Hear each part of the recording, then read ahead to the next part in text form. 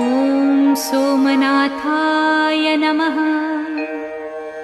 ॐ मल्लिकार्जुनाय नमः।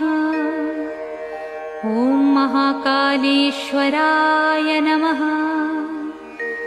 ॐ ओंकारेश्वराय नमः। ॐ वैद्यनाथाय नमः। ॐ भीमशंकराय नमः। ॐ रामेश्वराय नमः। ॐ नागेश्वराय नमः। ॐ विश्वेश्वराय नमः। ॐ त्र्यंबकेश्वराय नमः। ॐ केदारेश्वराय नमः। ॐ भुस्मेश्वराय नमः।